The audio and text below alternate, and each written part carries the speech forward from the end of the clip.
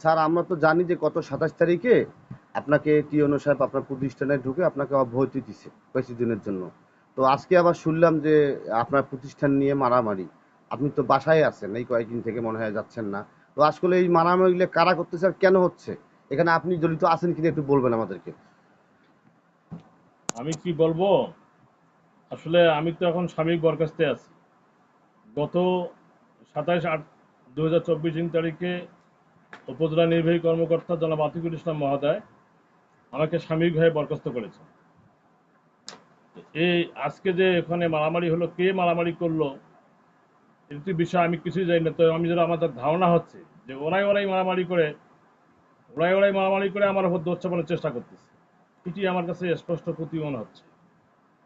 বিষয় হলো, আমি একটু স্পষ্ট আকারে যে বলতে যাচ্ছি সেটি হলো যে আমি 1994 সালে ওই প্রতিষ্ঠানের সহকারী শিক্ষক হিসেবে যোগদান করি এবং 1912 সালে প্রধান শিক্ষক হিসেবে যোগদান করি। আমি দীর্ঘ 30 বছর চাকরি করলাম। হঠাৎ গত 21/8/2024 তারিখে আমাকে সাকিব নামে আমার এক প্রাক্তন ছাত্র আমাকে মোবাইল ফোনে স্কুলে আসতে বলে। আমি অসুস্থ থাকার পরে তার ফোনের অনুরোধ রক্ষার জন্য আমি স্কুলে যাই। স্কুলে যাওয়ার পরে কিছুক্ষণের মধ্যে আমার রুমে 30, 40, 50 জন শিক্ষার্থী আসে। সেখানে দেখা যায় অধিকাংশই মাদক চোরাকার বাড়ির সঙ্গে জড়িত। তারা আমাকে বিভিন্ন প্রাণনাশের হুমকি দেয়, আমার সন্তানকে জীবননাশের হুমকি দেয়। এক পর্যায়ে অস্ত্রের মুখে জিম্মি করে আমার পদত্যাগপত্রের স্বাক্ষর নেয়। স্যার আপনাকে যে ওরা পদত্যাগপত্র স্বাক্ষরটা নিল, জি, আপনার অপরাধটা কি দেখাইছে ওনারা? অপরাধ কিছুই নাই, কোনো কথাই শুনতে রাজি না। আপনার কোনো কথা শুনতে আমরা রাজি না, আপনাকে পদত্যাগ করতে হবে, এটি হলো জোরপূর্বক তাদের কথা। পদত্যাগ করছে, আচ্ছা আচ্ছা। ইউনো মহোদয় ওদের পদত্যাগপত্র ওরা ইউনোর কাছে জমা দেয়। আমি একই দিনে আবার আমার কাছে জোর করে পদত্যাগপত্র স্বাক্ষর নিচ্ছে, এটি আমি ইউনো মহোদয়কে লিখিত আকারে জানাই। এবং কারা কারা পদত্যাগপত্র স্বাক্ষর নিয়েছিল সেটিও আমি ইউনো মহোদয়কে জানাইছি। পরে ইউনো মহোদয় ম্যানেজিং কমিটি মিটিং আহ্বান করেছিল। মিটিংয়ের পরে আমাকে আমার পদত্যাগপত্রখানা গ্রহণ না করিয়া আমাকে সাময়িকভাবে বরখাস্ত করেছে এবং তদন্তের জন্য মাধ্যমিক ও উচ্চশিক্ষা অধিদপ্তরে প্রেরণ করেছে। এই সিদ্ধান্ত গৃহীত হয়েছে।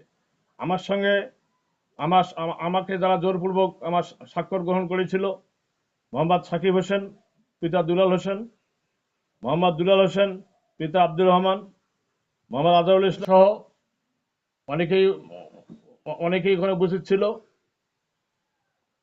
এবং ওরা কেউই ছাত্র না, ওরা মাদক ব্যবসায়ী, ওরা সন্ত্রাসী, বিভিন্ন সন্ত্রাসী কার্যক্রমের সঙ্গে তারা জড়িত। বন্ধুগণ, আমি একটি কথা বলে রাখি, এর আগেও যে ওখানে প্রতিষ্ঠাতা প্রধান শিক্ষক ছিলেন আব্দুল সাত্তার, তাকেও তারা জুতা দিয়ে মেরেছিল। এবং 2023 সালে ম্যানেজিং কমিটি নির্বাচনের তফসিল ঘোষণা হলে এই দুই পক্ষের মধ্যে ব্যাপক সংঘর্ষ হয়েছিল।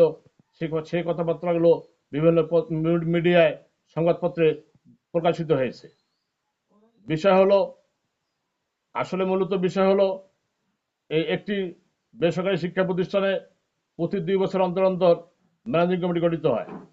আর ম্যানেজিং কমিটি গঠনের সময় দেখা যায় যে পক্ষটি কমিটিতে আসতে পারে সেই পক্ষটি বলে প্রতিষ্ঠান ভালো চলছে, প্রতিষ্ঠান প্রধান ভালো। আর যে পক্ষটি ম্যানেজিং কমিটিতে আসতে পারে না তারা বিভিন্ন সময় বিভিন্ন বিষয়ে প্রতিষ্ঠান প্রধানের বিরুদ্ধে অভিযোগ করে। শুধু আমার প্রতিষ্ঠান নয়, সারা বাংলাদেশের একই ইতিহাস।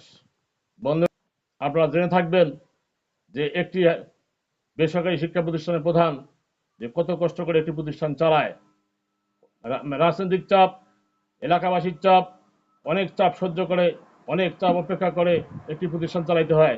বিষয় হলো, আমি আজকে আমার উপর যে যারা অন্যায় জোর জুলুম করে আমার পদত্যাগপত্রের স্বাক্ষর নিচ্ছে, বিষয়টি আমি তীব্র নিন্দা জ্ঞাপন করছি এবং তাদেরকে আইনের আওতায় এনে শাস্তির ব্যবস্থা করার জন্য সবিনয় অনুরোধ করছি।